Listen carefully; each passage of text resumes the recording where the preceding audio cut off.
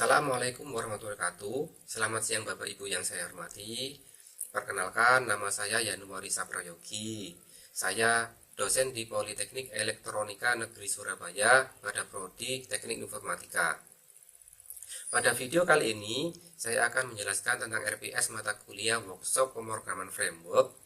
Kemudian saya juga akan menyajikan video pembelajaran tentang mata kuliah workshop pemrograman framework. Berikut adalah video penjelasan tersebut. Terima kasih.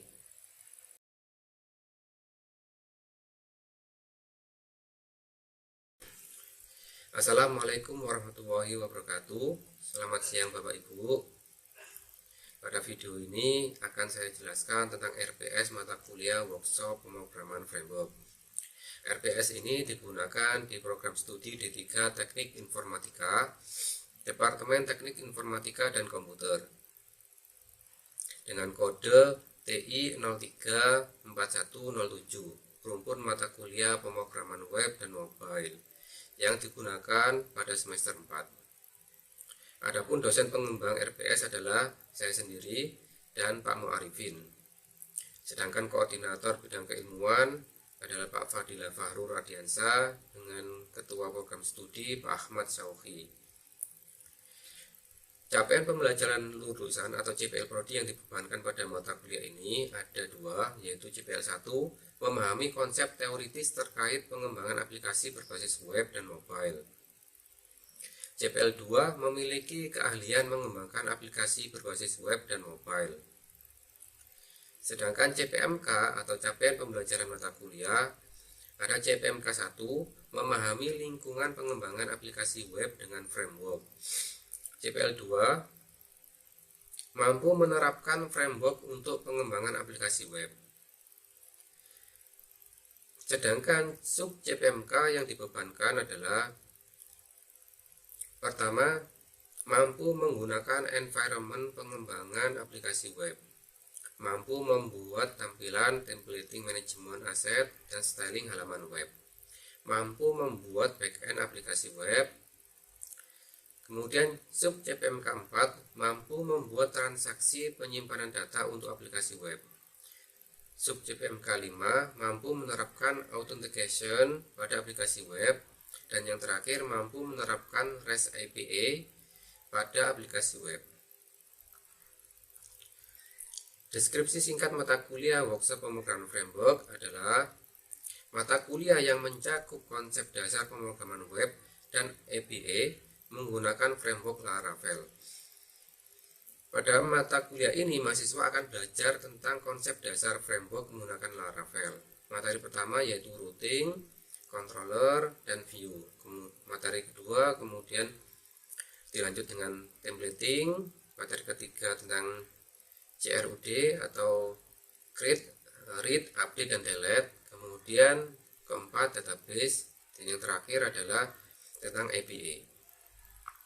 Dengan rincian sebagai berikut, yaitu yang pertama adalah pengantar MVC, yang kedua pengantar Laravel, ketiga routing, keempat templating dan view, kelima request dan respon, keenam controller, ketujuh form dan CRUD, yang kedelapan aset dan styling, yang kelima model factory, yang ke-10 database. Di dalam database ini ada migration, query builder, elephant relation. Yang ke-11 tentang authentication, dan yang terakhir 12 tentang API. Pustaka yang digunakan ada Laravel Docs, kemudian ada buku Battle Ready Laravel karangan S. Allen tahun 2022, kemudian ada Consuming API in Laravel juga karangan S. Allen 2022.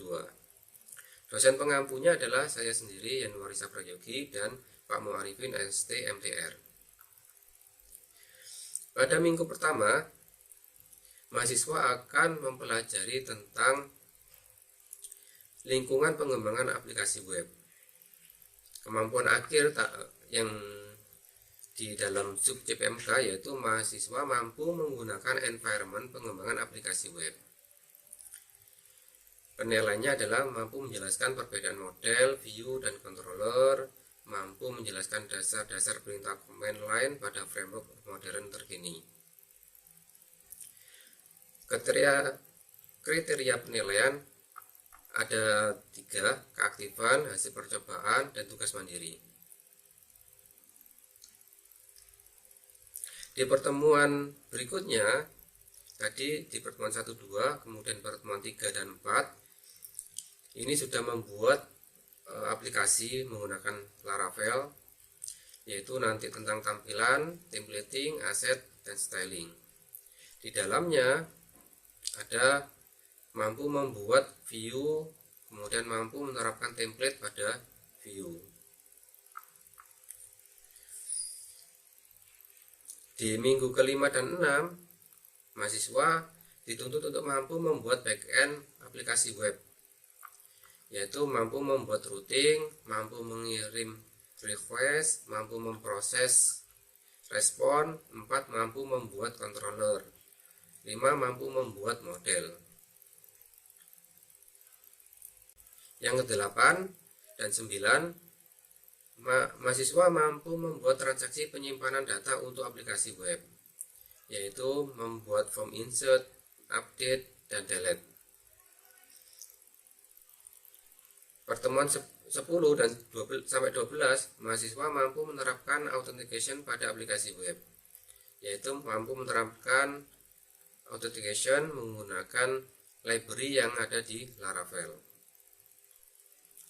Pertemuan 13 dan 14, ini mahasiswa mampu menerapkan REST API pada aplikasi web. Karena mata kuliah ini adalah workshop, jadi lebih banyak praktek, uji coba, dan di akhir penilaian ada final project. Final project ini berupa aplikasi.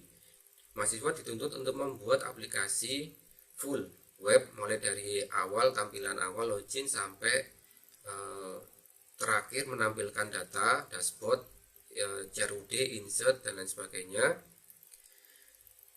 yang sudah dipelajari pada pertemuan-pertemuan sebelumnya.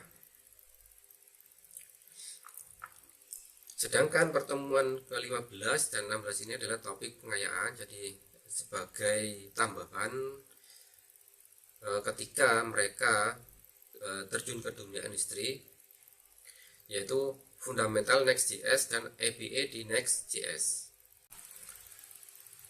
Demikianlah saling pandang atau penjelasan tentang RPS mata kuliah workshop pemrograman framework.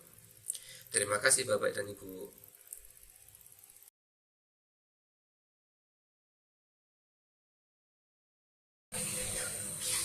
Baik, assalamualaikum warahmatullahi wabarakatuh. Gimana sayang, ini masih semangat? Semangat. Baik. Kita melanjutkan pertemuan minggu kemarin.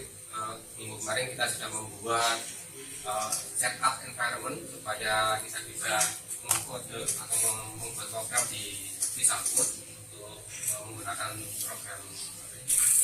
Laravel. Nah, sekarang kita praktek. Tapi sebelum praktek, nanti kita akan setting dasarnya dulu. Jadi di dalam Laravel, tujuannya dulu. Tujuan dari pembelajaran kali ini yaitu adalah untuk memberikan pengetahuan dasar tentang routing, view, controller, kemudian request, respon, database. Jadi sebelum masuk ke subbab yang lebih detail lagi, nanti ada subbab kayak controller sendiri, ada view sendiri, ada database sendiri yang lebih dalam lagi, termasuk ke elemen dan sebagainya.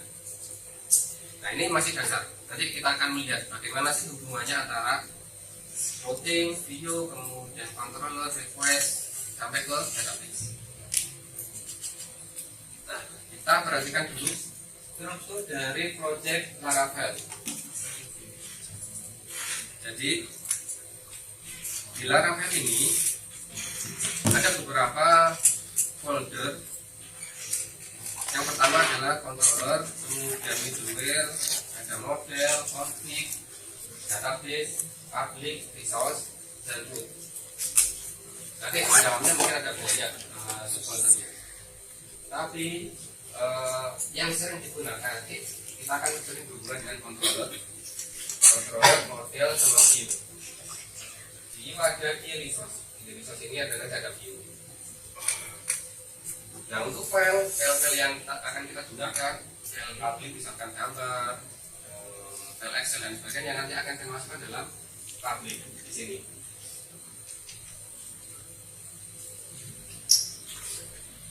Terus ada satu lagi yang penting, yaitu .env yang ini. File ini berisi tentang config dasar. Jadi seluruh config yang ada di Laravel akan disimpan di sini, termasuk config database dan lain sebagainya. Key untuk unique key yang ada di Laravel disimpan juga di env. Nah, kemudian di dalam Laravel itu ada beberapa perintah artisan. Misalkan kita mau membuat controller, tinggal kita ketikkan php artisan make .2 controller, misalkan kita mau membuat user.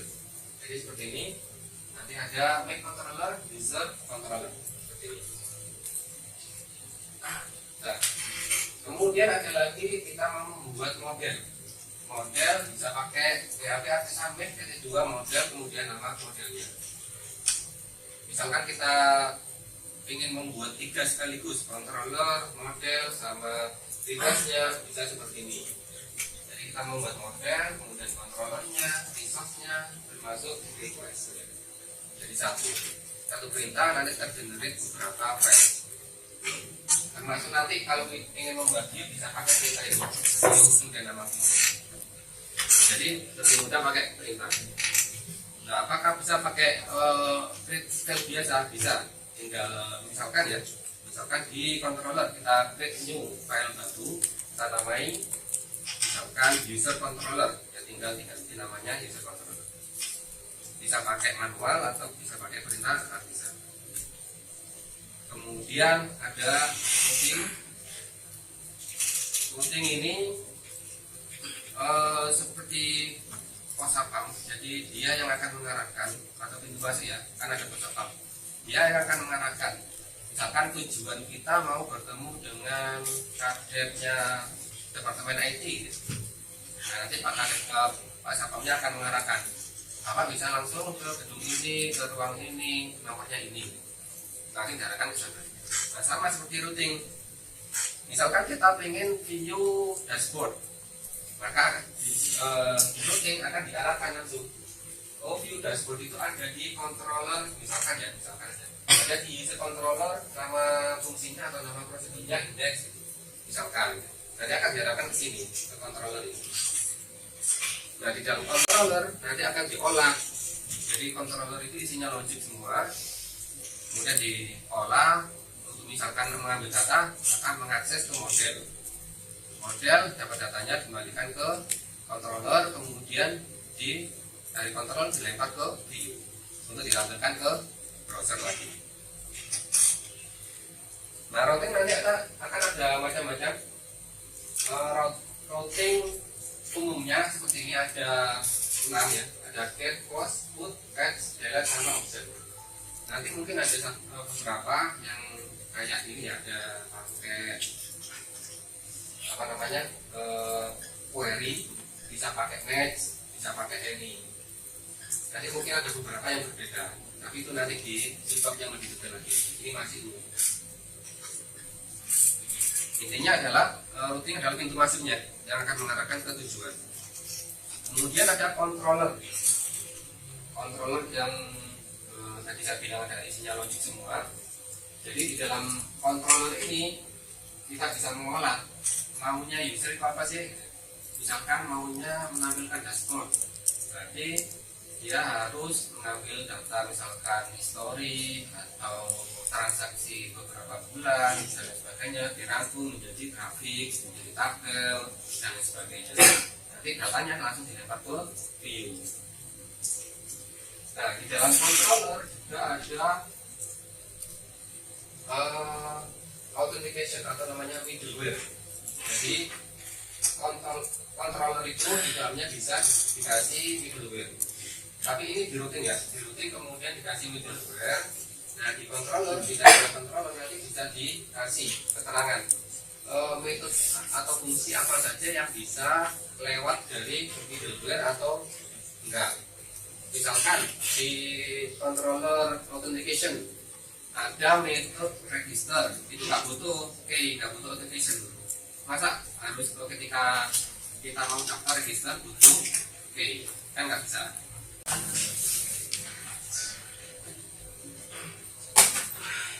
Baik, ini contoh dari controller resource. Jadi ada 1, 2, 3, 4, 5, 6, 7, ada 7. Kalau kita mau generate resource seperti ini, nanti di dalamnya otomatis ada 7 URL atau 7 URI ya. Misalkan ini index, create, store, show, edit, update, sama destroy. Ini controller resource. Kemudian ada view.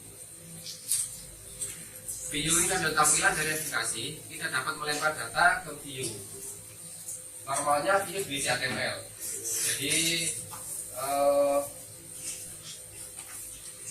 data yang diolah sama controller tadi langsung dilempar ke view. Nah, sama view ditampilkan.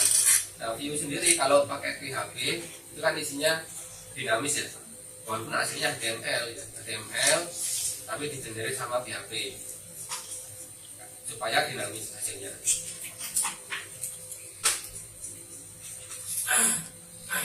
Dan terakhir ini database. Nanti di database ada 3.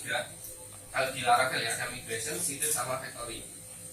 Di migration sini nanti kita akan mendefinisikan database-nya, data tabel dan lain sebagainya.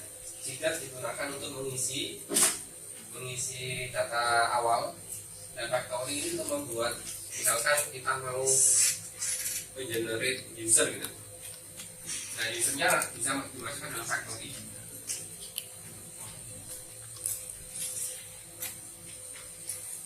Secara umum di database pakai bahasa SQL ya.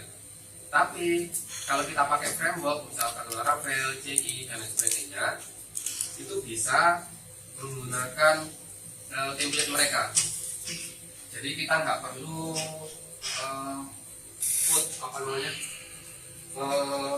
mengcode semua bahasa SQL-nya, karena kan kalau kita pakai bahasa SQL yang raw, yang asli itu mudah di SQL injection, mudah dibobol. Jadi kita bisa menggunakan template yang dari Laravel. Misalkan kita menggunakan perintah where, kemudian namanya status tidak sama dengan 1. Nah, di dalamnya perintah ini, di dalamnya metode where ini sudah diolah di dalamnya. Diolah, dicek bahwa yang masuk ini adalah benar-benar string. Kemudian key-nya atau value-nya benar-benar adalah angka, misalkan ya, seperti ini. Jadi benar-benar dicek. Jadi nggak bisa kita memasukkan SQL injection ke sini, nggak bisa. Misalkan kita mau mencari user dengan bla bla bla gitu, key seperti ini, username-nya namanya sama dengan admin, kemudian password-nya bla bla bla gitu. Dimasukkan SQL injection ke sini nggak bisa. Ini sudah dihalang. Sudah di bypass atau diamankan. Kemudian selain SQL bisa pakai Eloquent. Eloquent itu model yang sudah kita bilang untuk mengambil data kita pakai model. Nah, di model kita nggak perlu mendefinisikan nama tabelnya seperti ini. DB buat tabel nggak perlu, jadi langsung nama modelnya tinggal di get atau dikasih where, dikasih group dan lain sebagainya. Nah, untuk join kalau pakai model itu didefinisikan di dalamnya model sendiri. Jadi joinnya di dalamnya model, bukan di query-nya. Jadi intinya adalah seperti ini.